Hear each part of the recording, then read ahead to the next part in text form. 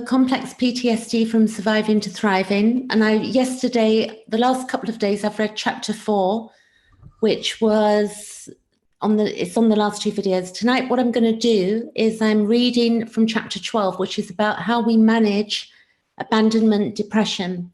So I'm going to start reading, and then if anybody comes on and has any questions, then I'll answer. But I'm going to start reading right now. Pete Walker says, chapter 12, the complex PTSD from surviving to thriving.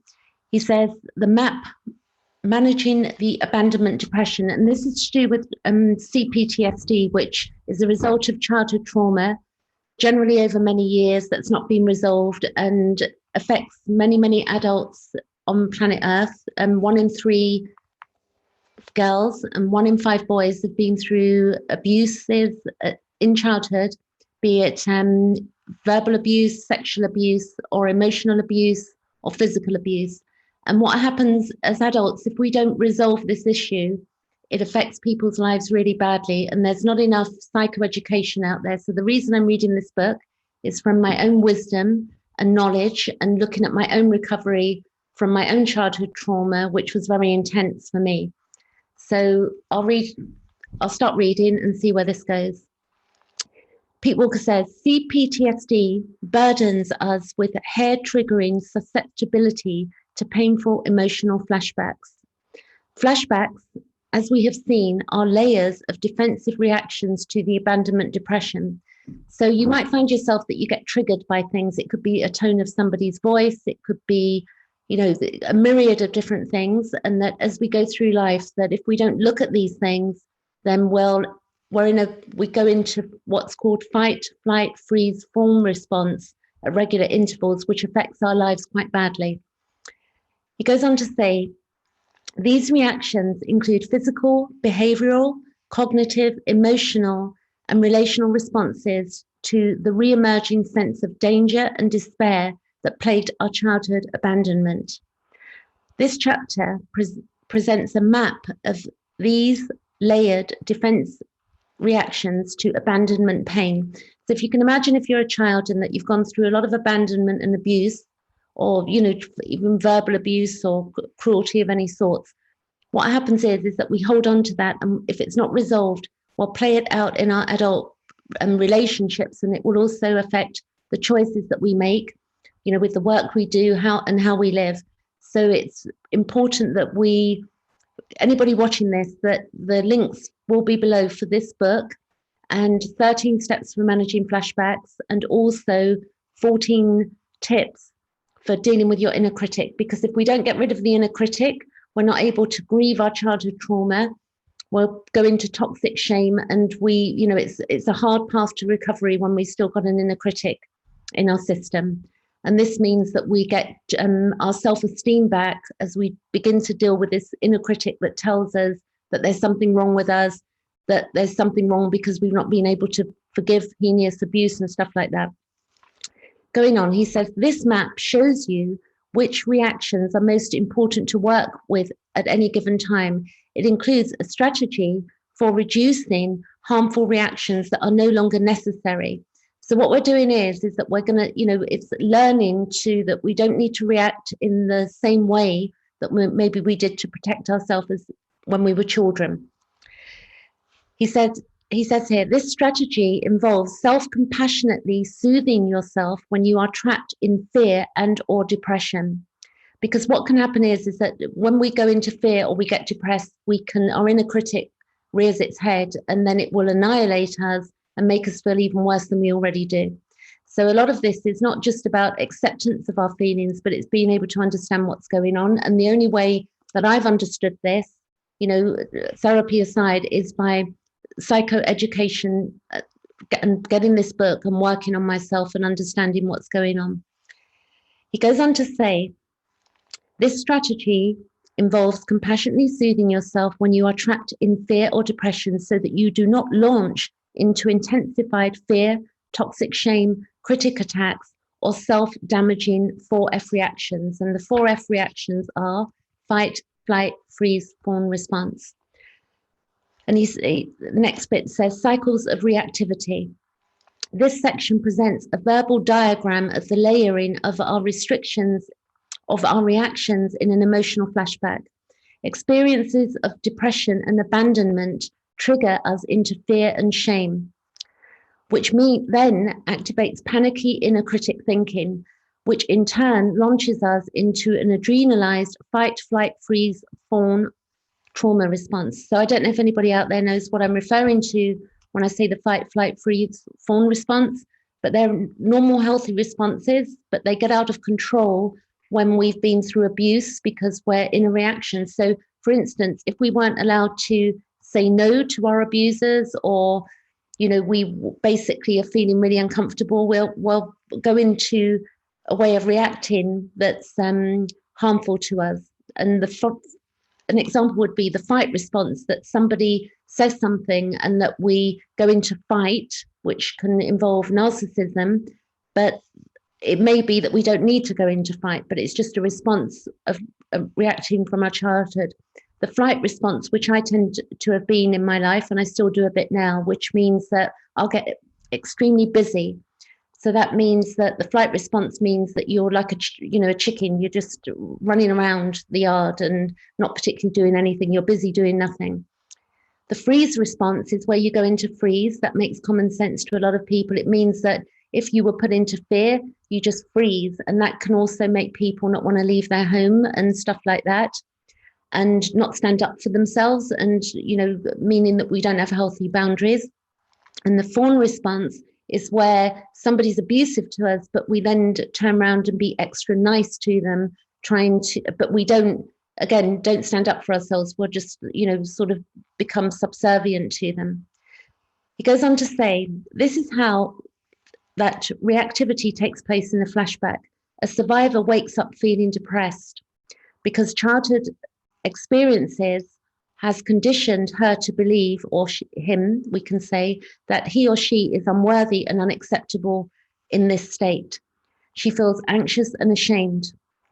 This in turn activates her inner critic to scare her with perfectionist rants. No wonder no one likes me. I've got to get my lazy, worthless ass out of bed, or I'll end up like that homeless bag lady in the park.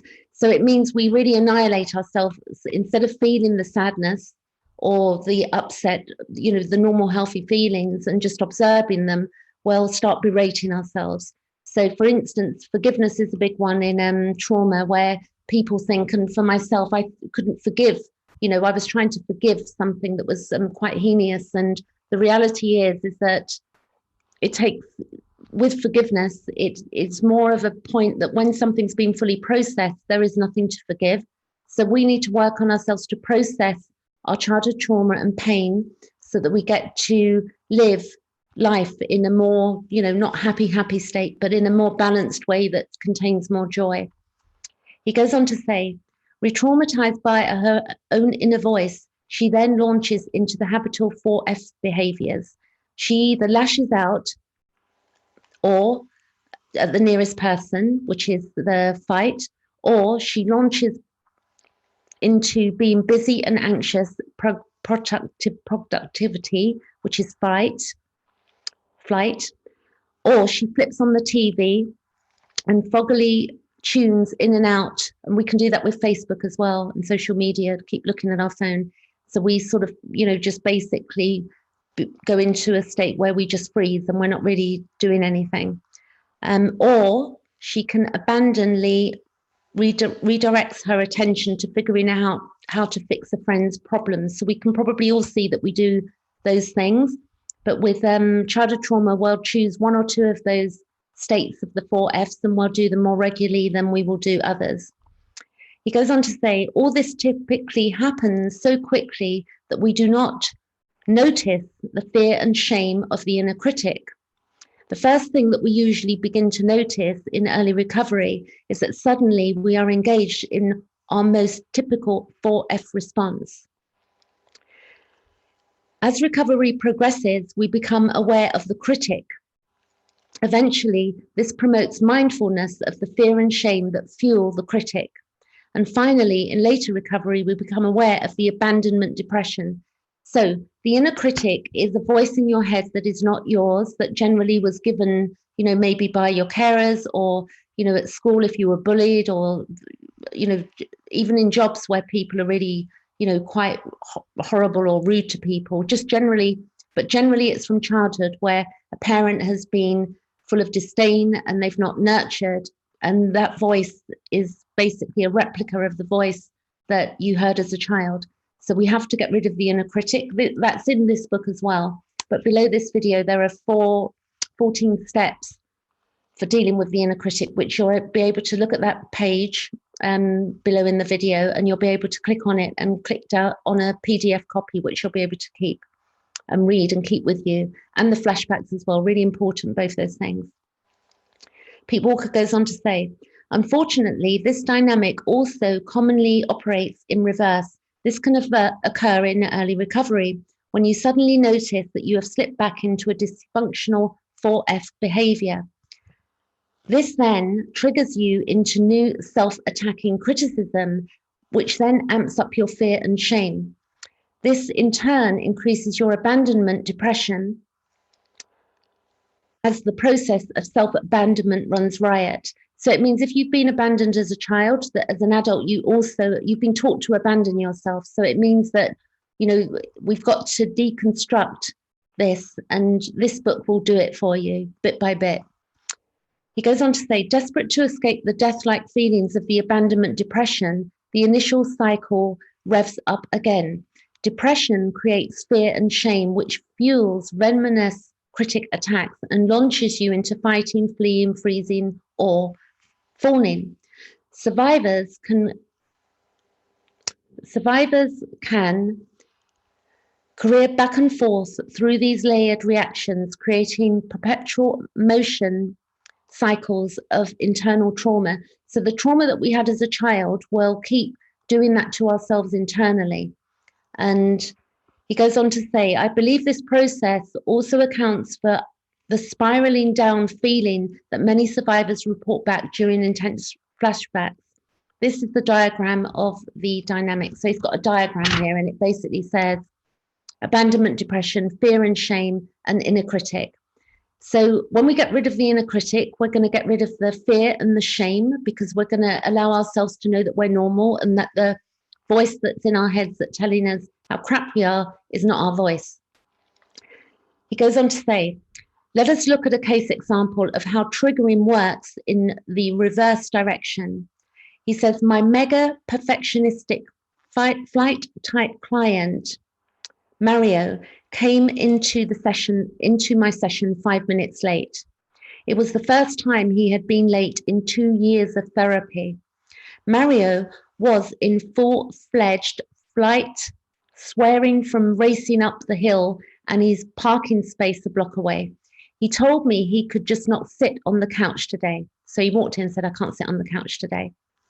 And then he goes on to say, he said, could he please just pace in front of the couch? I hate being late. I won't tell you. Please don't ask just how fast I was driving on the freeway. So you can imagine a normal circumstance. You're 5 minutes late for an appointment, but then you completely start annihilating yourself, and you get full of self-hatred. And, you might have experienced that. I mean, I know I have.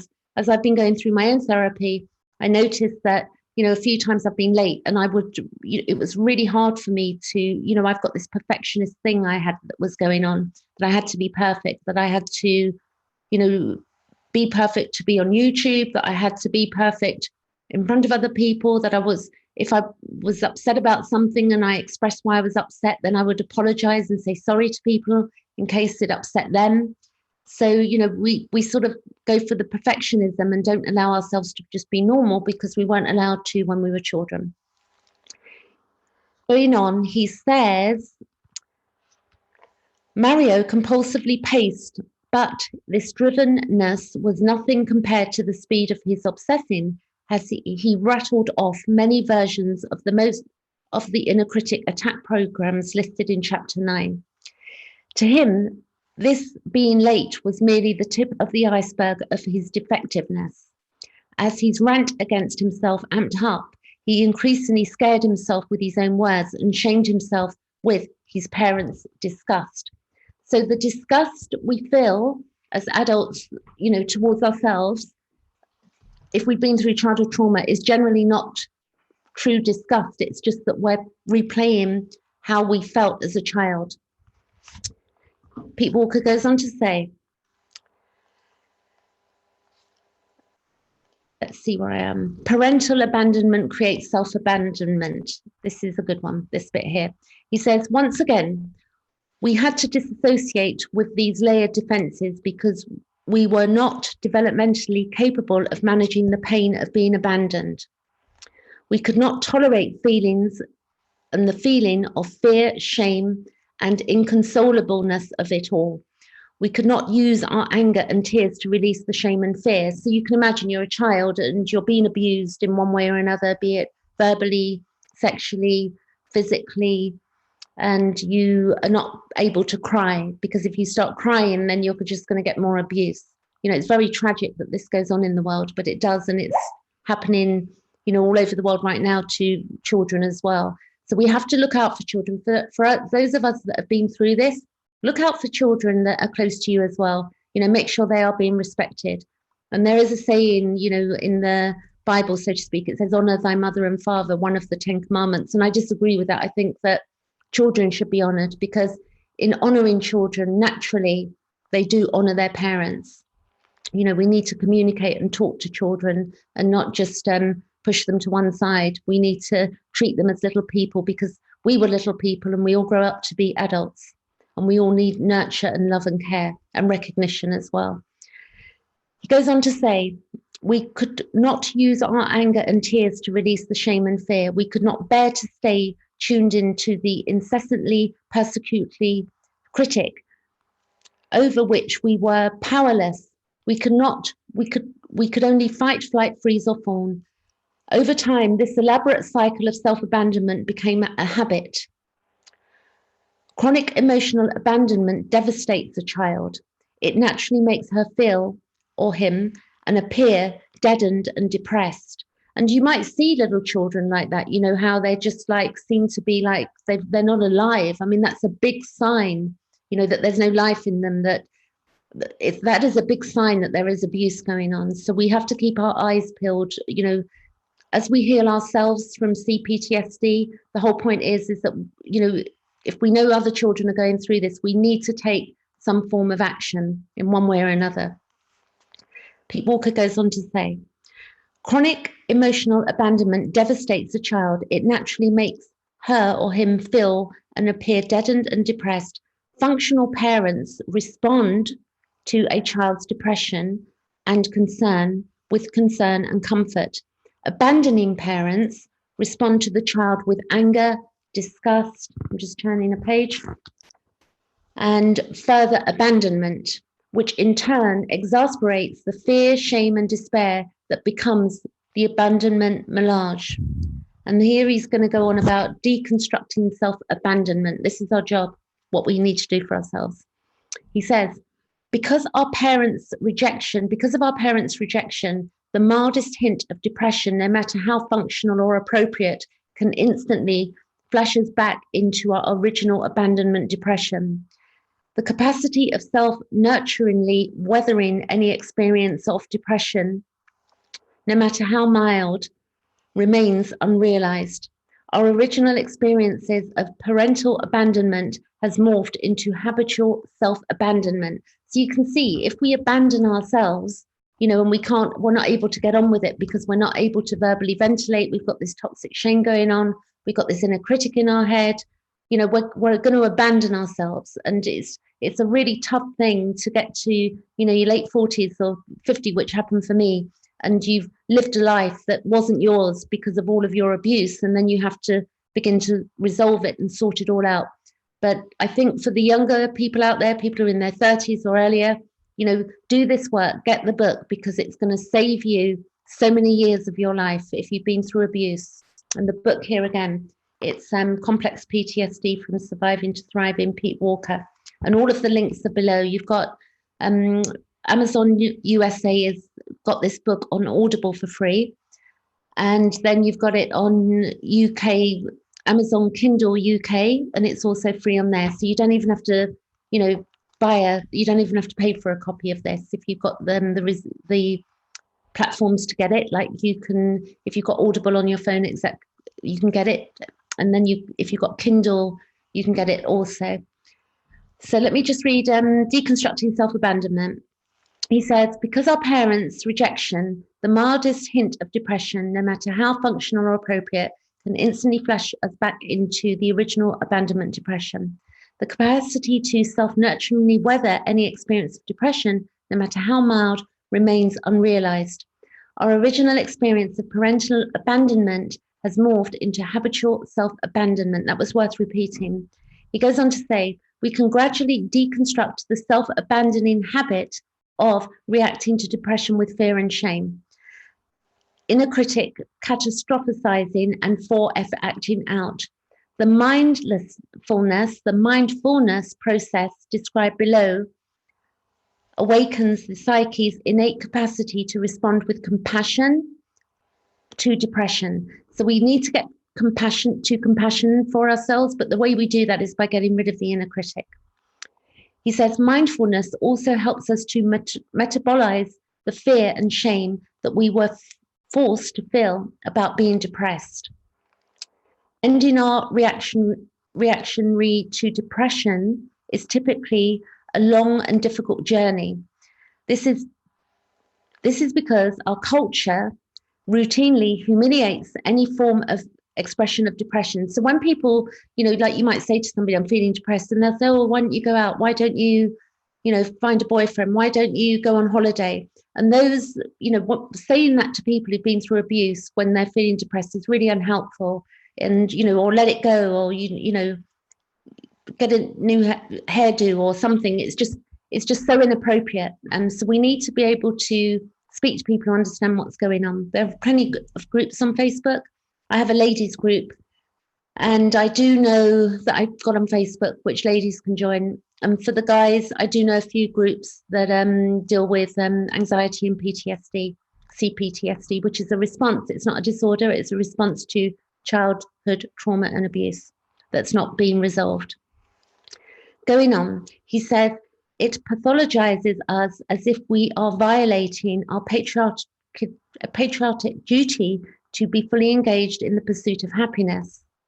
Taboos about depression even emanate from the psychological establishment, where some schools strip it of its status as a legitimate feeling. For them, depression is nothing more than a waste of product of negative thinking. So when you're depressed, if people say to you, oh, you're just being negative, and they start throwing out, about the law of attraction and stuff like that, it's not going to help with people who've been through trauma. And then some people might say to you, you need to be grateful. Again, it's such deep work that needs to be done. And this is why you need this book in order to begin to heal. And healing is not all or nothing. So, you might think one day I'm going to be healed and I'm going to be fine. Some days you're going to feel really good, and some days you might have a flashback, and some days you might get triggered. But the more you understand what's going on, the less that's going to happen. There's going to be huge gaps of time between having a flashback and being okay. Going on, he says, for them, depression is nothing more than a waste of product of negative thinking. Other schools reduce it simply to dysfunctional state results from repression of somewhat less taboos, emotions like sadness and anger. This is not to say that these factors cannot cause depression. It is to say that depression is a legitimate feeling that often contains the helpful and important information described below. So I'm going to read a little bit more and then I'll continue with this chapter tomorrow.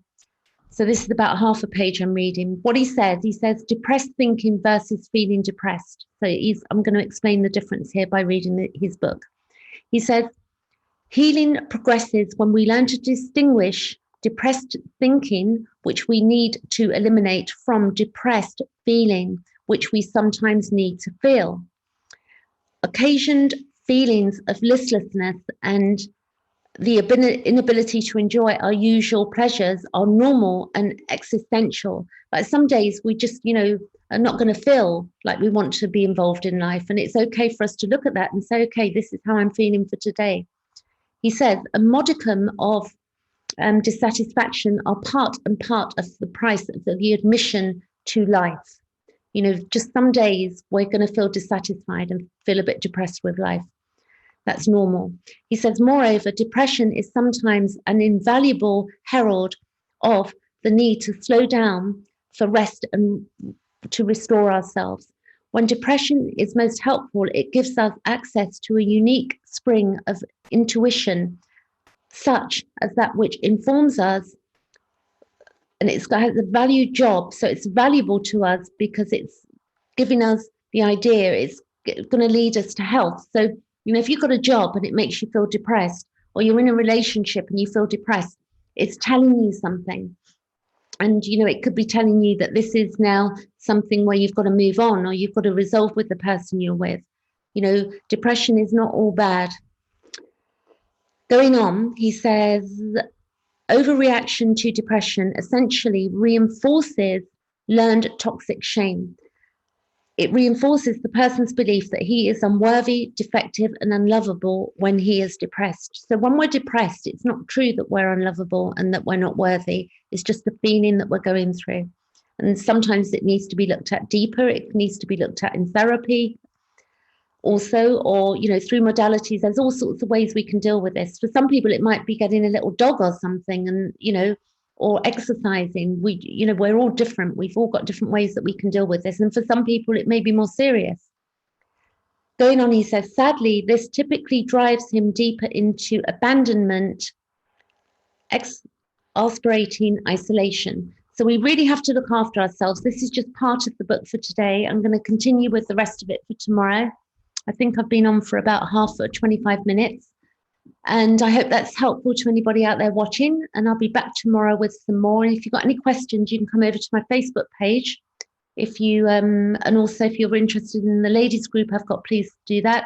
And check out all of the links below, because they're really going to help you. That's Pete Walker's website, the book that I'm reading from. Get it if you can, because it's free. And then look at the 13 steps for the flashbacks and 14 steps for managing your inner critic, because if we don't get rid of the inner critic, we're going to keep annihilating ourselves. And once we get rid of that inner critic, that voice that's not ours, we can put our shoulders back and our self-esteem begins to come back. And we stop telling ourselves horrible things about ourselves. We stop the self-hatred. It's really important, because that self-hatred came from often the way we were treated as children. So I hope that's helpful. Thank you for the people that have been watching. Do know that anybody that does watch, it's a great platform because you can't see who's watching, but you only if you comment, then I do see. So, you know, then I know who it is. But apart from that, I really don't know. So thanks for being with me, and I'll be back tomorrow. Okay, catch you later.